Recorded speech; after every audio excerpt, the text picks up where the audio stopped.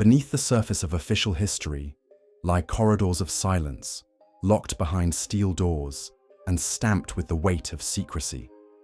Shadows of lost convoys, sealed bunkers, and vanished cargo whisper through the dust of forgotten files, daring those who listen to uncover what was meant to stay buried. Each fragment is a loose thread in a tapestry woven from deception and survival, and pulling on it risks unraveling truths that were never meant to see the light. On the evening of July 4th, 1942, the cold grey waters of the Barents Sea carried the wreckage of one of the most catastrophic Arctic convoys of the war. Yet behind the familiar accounts of PQ-17's destruction lies a shadowed record of a cargo manifest that has disappeared as completely as the ships themselves. The official narrative states that Convoy PQ-17, 35 merchant ships escorted by a thin screen of Royal Navy destroyers, corvettes, and anti-aircraft trawlers, was ordered to scatter by First Sea Lord Admiral Dudley Pound after ultra-intelligence. Warned of the sortie of the German battleship Tirpitz from Altafjord. Once dispersed, the convoy became easy prey for Luftwaffe bombers operating from Banach and U-boat wolf packs lying in wait. 24 merchantmen were sunk in the ensuing slaughter, but in declassified fragments from the British Admiralty's files, heavily redacted and long concealed under the most secret seal, there are repeated references to one particular freighter, the Dutch vessel SS Paulus Potter. According to cargo lists reconstructed from Soviet naval archives, the Paulus Potter was transporting not only aircraft parts and ammunition, but a consignment labeled Project Cygnet, special equipment for radiolocation experiments. That phrase, appearing in a Soviet liaison officer's memorandum to Moscow, has led historians to speculate that the vessel was carrying prototype radar countermeasure devices, possibly connected to Britain's window operation, the deployment of strips of metallized paper used to confuse German radar. Yet the timing of the shipment raises questions. Window was not operationally deployed until July 1943, 1 year after PQ-17 was destroyed. Why then, in mid-1942, was... In April 1945, as the Third Reich collapsed, American troops of the 104th Infantry Division advanced into the Harz Mountains, a region long associated with the secret arms industry of the SS. The capture of Nordhausen revealed Mittelwerk, the infamous underground factory where V-2 rockets were assembled by slave labor from Mittelbau-Dora concentration camp. This much is documented in Allied reports and post-war tribunals. Yet buried within US Army Corps of Engineers memoranda, stamped, restricted, eyes only, lies testimony hinting at a second site deeper within the Harz range, catalogued only as Mittelwerk 2. Engineers described a tunnel system partially collapsed from demolition charges, with one chamber sealed by reinforced blast doors painted with SS runes. Inside, crates bore the marking Sonnenrad, the black sun emblem associated with Heinrich Himmler's SS research divisions. What those crates contained remains a matter of conjecture. In an interrogation transcript preserved at Fort Hunt's P.O. Box 1142, a captured German engineer named Karl-Heinz Wülfel spoke of a device to obscure Allied radio direction finding, to make the sky opaque to their eyes. His testimony, delivered under duress on May 19, 1945, references components transported to the site under the authority of the SS Sonderstab Kammler, the shadowy task force led by General Hans Kammler, himself responsible for many of the Reich's secret weapons projects. Officially, Wülfel's statement was filed as not technically plausible, yet within weeks, all documentation relating to Mittelwerk 2 was requisitioned by US intelligence and flown to Fort Bliss, Texas, under the auspices of Operation Paperclip. Surviving American engineers who entered the tunnels recalled strange electrical equipment with copper wiring of unusual gauge and antenna arrays stacked against the cavern walls. No photographs survive in the public record, but requisition numbers in US Army quartermaster logs confirm the removal of several tons of unknown apparatus. To the local civilian population of Nordhausen, the disappearance of entire convoys of lorries heading westward in May 1945 became part of whispered memory. Convoys guarded not by standard GIs, but by plainclothes officers believed to be attached to the Counterintelligence Corps. By the early 1950s, references to Mittelwerk II vanish entirely from official correspondence, leaving only marginal notes in the archives of the Bundesarchiv in Koblenz. Whether the SS truly succeeded in prototyping a radar-obscuring platform, or whether American officials simply seized incomplete experiments for further study, remains unanswered. What is certain is that the Harz Mountains still hold tunnels sealed by explosives, their entrances covered by post-war forestry operations. Local accounts speak of hollow ground where Geiger counters behave erratically, and where the memory of the slave laborers buried in unmarked pits makes excavation politically dangerous. The silence surrounding Mittelwerk II is not just historical neglect, it is a deliberate closure, a lid pressed down by both victors and vanquished, ensuring that the traces of a war fought not only with bombs and bullets, but with shadows and signals remain concealed beneath the earth of Thuringia. In the final days of the European War, between May 5 and May 8, 1945, the city of Prague erupted in open revolt as Czech resistance fighters rose against the retreating Wehrmacht, even as Soviet armored columns pushed westward. Amid this chaos, a little-known detachment of Soviet First Ukrainian Front radio intelligence units, operating from field stations around Kolin, intercepted a series of German transmissions that have haunted Cold War cryptanalysts for decades. The signals were faint, heavily encrypted, and carried on frequencies associated with the Kriegsmarine's Enigma M4 naval variant. Remarkable, given that Prague lay far inland and far outside the operational range of U-boat traffic. The intercept logs, held today in partial declassification at the Central Archive of the Russian Ministry of Defense, describe a message stream referencing Project Nachthimmel, literally Project Night Sky. The context is cryptic.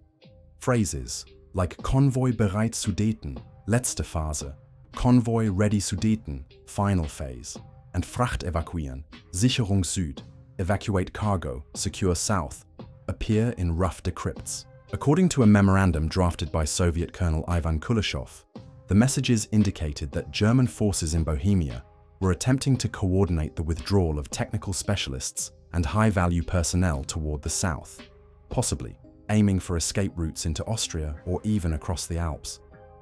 What unsettled the Soviet command was the nature of the convoy itself. Subsequent fragmentary intercepts mention Heinkel 177. Heavy bombers, aircraft known to be scarce by that stage of the war, alongside truck convoys guarded by remnants of SS Panzer Grenadier units. Yet no Allied air reconnaissance reports from May 1945 confirm the movement of such aircraft in the Prague sector, suggesting either a carefully concealed operation or a deliberate deception. When Prague fell on May 9th to the Red Army, Soviet search teams scoured captured Luftwaffe field stations for any trace of Nachthimmel. No written orders were found, but a burned cipher pad recovered from a Gestapo office on Bartolomejska Street contained the recurring symbol N7, which Russian archivists later associated with Nachthimmel traffic. In post-war years, American intelligence analysts, granted access to fragments of the intercepts under clandestine intelligence sharing arrangements, speculated that Project Nachthimmel represented a last-ditch attempt to evacuate Reich scientists working on advanced aeronautical or radar systems, men who later surfaced under mysterious circumstances in both Soviet and Western research institutes. Declassified US Army G2 notes from 1947 even list 3 suspected Nachthimmel evacuees who reappeared under new identities in Soviet-controlled Dresden. Whether these men truly belonged to the Prague convoys remains disputed, but the circumstantial alignment is troubling. Today, the full decrypts remain locked away in Moscow, their redactions obscuring not just names, but entire paragraphs of operational detail. What little survives points to the haunting possibility that amid the final collapse of Nazi power, and in a city already drowning in gunfire and chaos, a hidden evacuation unfolded, one that neither Allied nor Soviet history has ever publicly acknowledged. and which may have carried away more than just men, but also the blueprints of weapons and knowledge that shaped the early years of the Cold War. In the winter of 1952, a classified memorandum circulated within the Joint Chiefs of Staff in Washington under the heading Subject: Unidentified German Installations, Greenland Sector. The document summarized the discovery of buried structures along Greenland's eastern coast, some 400 kilometers north of the wartime German weather station known as Holzaug. The sites had first been detected by US Navy aerial reconnaissance during routine Cold War patrols, monitoring Soviet activity across the Arctic. But excavation by a joint Navy Seabee team revealed something far stranger.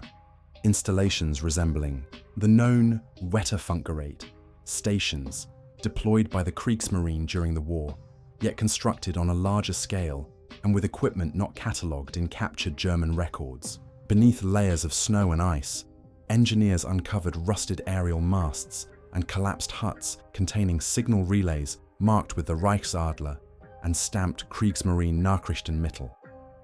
Unlike the small weather reporting outposts previously documented, these structures contained acoustic hydrophone equipment and wiring patterns suggesting integration with undersea cabling, an anomaly in an area with no wartime German shipping lanes. A subsequent Navy technical report, filed under Arctic Special Research, concluded that the stations may have formed part of an experimental long-range detection network designed to monitor Allied convoys crossing the North Atlantic, relaying signals via encrypted bursts to U-boat wolf packs. The report noted one detail omitted from public accounts. The relays were incompatible with known German Enigma protocols, employing instead a pulse-based system that defied immediate cryptanalysis. Several crates discovered in a half-collapsed bunker bore the initials OKM Sondergerät 3M221, a designation not found in Kriegsmarine archives captured in 1945. When samples were shipped to the Naval Research Laboratory in Washington, the equipment was quietly reclassified, and no further public mention of Sondergerät 322 appears in declassified inventories. Danish authorities, responsible for Greenland at the time, were reportedly not informed, and the installations were dynamited and sealed under the cover story of neutralizing Nazi weather stations. Local Inuit hunters interviewed decades later recalled unexplained aircraft landings on frozen fjords during the war, including German planes unloading crates under the cover of darkness. Whether these accounts are genuine memory or folklore blurred by time remains uncertain, but they align disturbingly with the location of the unearthed posts. By 1955, as US attention turned to the construction of the massive Thule Air Base, the Greenland listening post disappeared from internal memoranda altogether, their files either destroyed or subsumed into higher classifications. Today, only scattered references in the JCS archives and fragments of correspondence between Navy signals officers hint at the possibility that Germany had deployed not merely weather outposts in the Arctic, but an embryonic sonar network across Greenland's eastern approaches, a network whose purpose was never acknowledged publicly and whose remains may still lie frozen beneath the ice. In September 1948, an MI6 field office in Gibraltar intercepted a routine maritime traffic report describing the passage of the freighter Santa Lucia, sailing under a Panamanian flag of convenience but believed to be of German origin, departing Buenos Aires for an undisclosed European port. The ship was officially registered to a shipping concern with no physical offices, one of dozens of paper fronts suspected to be part of the Odessa network, the clandestine organization facilitating the escape and resettlement of former SS personnel after the war. What drew attention to the Santa Lucia was not its crew, largely anonymous South American sailors, but a single cable intercepted between Buenos Aires and Madrid, decrypted by the government code and cipher school at Bletchley Park, which referenced Kernarchiv Schwarze Akte. Translated literally as Core Archive Black File, the phrase appeared to describe a consolidated cache of wartime records. Unlike the vast captured archives of the Wehrmacht and SS processed at Nuremberg, this alleged cargo was never catalogued, nor has it appeared in any tribunal documentation. According to a classified MI6 report, Believed lost but recovered in fragments through declassification in 2005, the black file contained records from Himmler's Sicherheitsdienst operations in Eastern Europe, documents so compromising that their release would have implicated not only fleeing Nazis, but also certain wartime dealings with neutral states and possibly even Allied intelligence contacts. The Santa Lucia's voyage was shadowed by a Royal Navy trawler, the HMS Bridport, tasked with monitoring but not intercepting the vessel. Then, somewhere west of Cape Verde, the freighter vanished. No distress calls were logged, no wreckage was ever recovered, and the insurance claims filed in Panama were riddled with inconsistencies.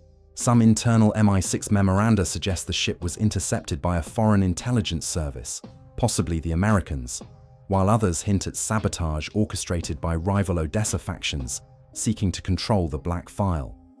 A heavily redacted CIA cable from 1950, released under the Freedom of Information Act, refers to archival cargo lost in Atlantic sector, operational advantage neutralized, a phrasing that aligns eerily with the MI6 account. Survivors were never identified, though Argentine port records confirm at least 2 senior SS officers boarded the vessel under false names, both of whom disappeared from all subsequent intelligence reporting. In the decades that followed, rumors persisted of files emerging in strange places. A dossier of Einsatzgruppen activity surfacing in Lisbon, interrogation transcripts of Soviet POWs appearing in Chile, and forged Red Cross papers discovered in Madrid that bore identical typewriter, imprints to known SS administrative machines. Each fragment suggested that at least part of the Kernachive had survived, scattered into private hands. The official British stance, preserved in a Home Office memorandum from 1974, was to deny all knowledge, citing the Official Secrets Act to prevent parliamentary inquiries. Yet whispers among retired intelligence officers in London and Bonn held that the black file contained proof of war crimes deliberately omitted from Nuremberg, atrocities suppressed not for lack of evidence, but because their revelation would have destabilized fragile post-war alliances. Today, the Santa Lucia remains a ghost ship of the Cold War, its fate recorded only in redacted memoranda, and the silence of governments unwilling to confirm whether a single freighter carried the darkest secrets of the Second World War into an Atlantic grave. The records end abruptly, as if torn away mid-sentence, leaving only the faint echo of voices that once commanded in darkness. What remains is not clarity, but absence, a void where answers should exist, filled instead with rumor, fear, and speculation. The question lingers like smoke in an abandoned chamber. If the erased past still waits beneath layers of secrecy, what dangers awaken when we dare to uncover the stories that history itself tried to erase?